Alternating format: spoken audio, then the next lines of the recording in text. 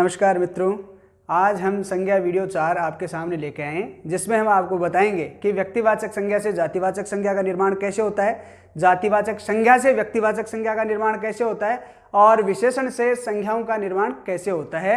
इसी कड़ी के अंदर हम जुड़ते हैं। पहला जो आपको बता रहे हैं वो है व्यक्तिवाचक संज्ञाओं से जातिवाचक संज्ञाओं का कैसे बदलाव होता है, व्यक्तिवाचक संज्ञाएं जातिवाचक संज्ञा के रूप में कैसे प्रयुक्त होती हैं, इसके बारे में हम इस पर चर्चा करते हैं। तो यदि कोई व्यक्तिवाचक संज्ञा है और वह एक व्यक्ति विशेष का बोध नहीं करवाती है, अपितु वह उस जैसे गुणों व दोषों के आधार पर एक पूरे समूह, एक पूरे वर्ग का बोध करवाती है, तो वह व्यक्तिवाचक संज्ञा जातिवाचक संज्ञा में रूपांतरित हो जाती है। जैसे एग्जाम्पल है, इन रावणों से बचो। अब यहाँ पर रावण व्यक्तिवाचक संज्ञा है, लेकिन यहां पर रावण का बहुवचन कर दिया और रावणों बना दिया गया, तो इसका तात्पर्य हुआ कि रावण जैसे जो गुण, रावण जैसे जो दोषों से परिपूर्ण जो व्यक्ति हैं, दुष्ट व्यक्ति हैं, उनसे बचा जाए। तो यहां पर एक समुदाय का बोध करवाइए कि रावण जैसे गुणों को धारण करने वाले संसार में बहुत से लोग हैं, दुष्ट व्यक्ति बहुत से हैं, तो उन व्यक्तियों से हमें बचना है। तो यहां पर यह रावण जो है व्यक्तिवाचक संज्ञा न होकर के बहुवचन की वजह से जातिवाचक संज्ञा में रूपांतरित हो गया है। ठीक इसी प्रकार से दूसरा है, नेताजी के बलिदान से धरती पर अनेक सुभाष पैदा हो गए।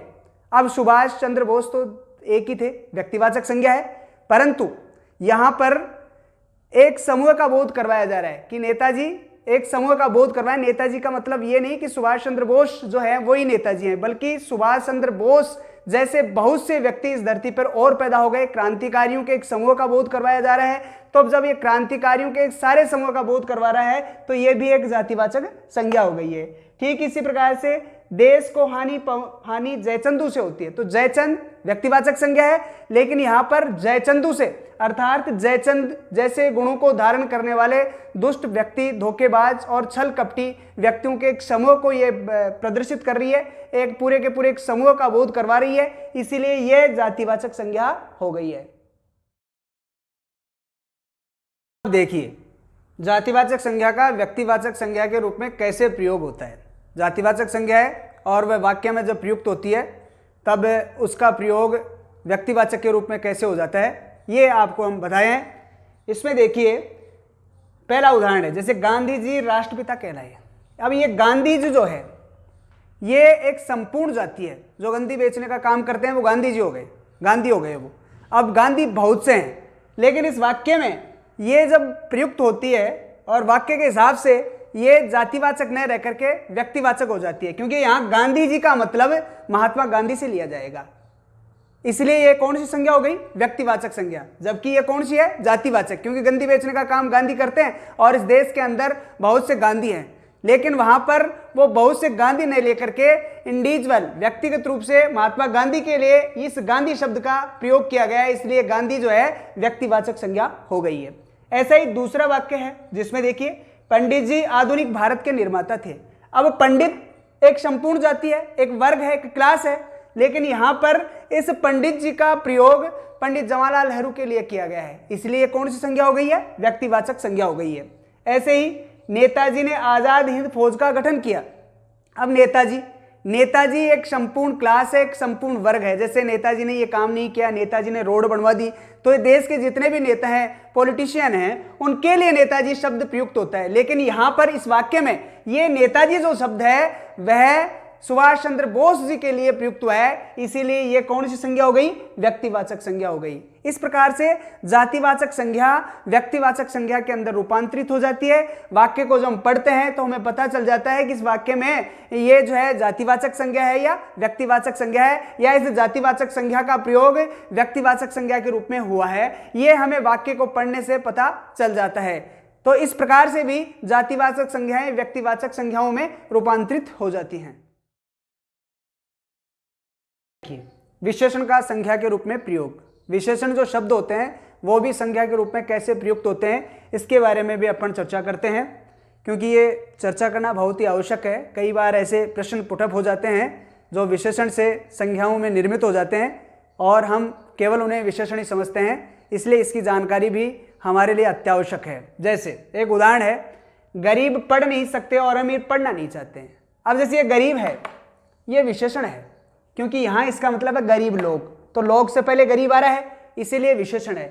ऐसे अमीर, अमीर भी विशेषण है, जैसे अमीर लोग, तो लोग से पहले अमीर आता है इसलिए विशेषण है, तो ये विशेषण शब्द हैं। लेकिन इस वाक्य के अंतर्गत ये गरीब और ये अमीर दोनों जातिवाचक संज्ञाओं में बदल गए, क्योंकि यहां गरीब का मतलब ये विशेषण नहीं है, पर गरीब का मतलब एक समूह का बोध करवा रहे, जो समस्त जो गरीब हैं, जो गरीब लोग हैं, उनके लिए यहां पर ये गरीब शब्द प्रयुक्त हुआ है, इसलिए जातिवाचक संज्ञा में परिणित हो गया, जातिवाचक संज्ञा में बदल गया। ऐसे ही अमीर जो है, अमीर विशेषण है, लेकिन इस वाक्य के अंतर्गत अमीर विशेषण न रह करके जातिवाचक संज्ञा में बदल गया है, जातिवाचक संज्ञा में हो गया है। जैसे अमीर पढ़ना नहीं चाहते, अर्थात जो संपूर्ण जो अमीर हैं, जो पैसे वाले जो व्यक्ति हैं, वो पढ़ना नहीं चाहते, तो यहां पर सारे जो अमीर हैं, पैसे वाले जो व्यक्ति हैं, तो एक वर्ग, एक क्लास के लिए ये बताया जा रहा है कि अमीर लोग पढ़ना नहीं चाहते हैं, इसलिए अमीर क्या हो गया, यहां पर विशेषण न रह करके ये भी किस में परिवर्तित हो गया, जातिवाचक संज्ञा में बदल गया।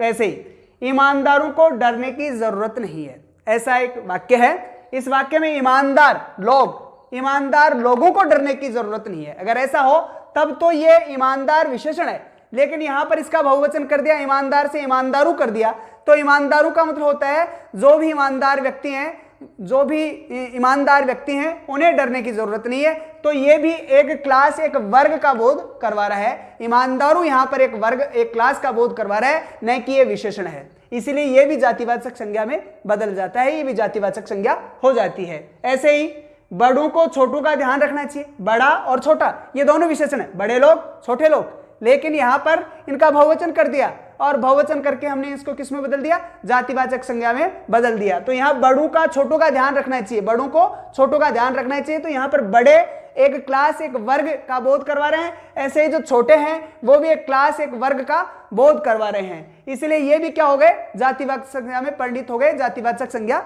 हो गए। ठीक इसी प्रकार से भूखों को खाना खिलाओ, यहां पर भूखा विशेषण है, भूखे लोग, भूखे लोगों को खाना खिलाओ तो विशेषण है, क्योंकि लोगों से पहले आ जाता है, तो यहां पर भूखा जो है वह विशेषण नहीं है, बल्कि एक क्लास, जितने भी भूखे व्यक्ति हैं, निर्धन व्यक्ति हैं, जिनके पास खाने के लिए नहीं है, जो भूखे हैं, खाना नहीं खाया जिन्होंने, उन लोगों को खाना खिलाओ। तो यहाँ पर ये जो भूखे हैं वो एक पूरी की पूरी क्लास जो है, पूरा का पूरा जो वर्ग है उसका बोध करवा रहा है, इसलिए ये भी जातिवाचक संज्ञा हो गई है। तो इस प्रकार से विशेषण से भी जातिवाचक संज्ञाओं का निर्माण किया जाता है। तो ये विशेषण से संज्ञाएं किस प्रकार से निर्मित होती हैं, ये हमने आपको इसमें बताया। अब आपको हमने बताया कि व्यक्तिवाचक संज्ञाओं से जातिवाचक संज्ञाएं कैसे बदलती हैं, जातिवाचक संज्ञाओं से व्यक्तिवाचक संज्ञाओं का निर्माण किस प्रकार से होता है, और विशेषण से संज्ञाओं का निर्माण कैसे होता है, ये हमने इस संज्ञा टॉपिक 4 में आज आपके सामने चीजें शेयर की, आपको बताया। अब अगली जो हमारी क्लास आएगी वो संज्ञा नंबर 5 वीडियो से आएगी, उसमें हम आपको इसके एग्जाम्पल्स देंगे, और एग्जाम्पल्स दे करके आपको इसके लिए बिल्कुल पक्के कर देंगे, बिल्कुल तैयार कर देंगे कि अगर संज्ञा से संबंधित कोई भी प्रश्न आपके सामने आता है परीक्षाओं के अंदर, तो आप उसे बहुत ही आसानी से या बहुत ही आसान तरीके से उसे आप सोल्व कर सकते हैं, हल कर सकते हैं। तब तक के लिए आपके अपने इस अशोक खंडल को विदा, धन्यवाद, नमस्कार।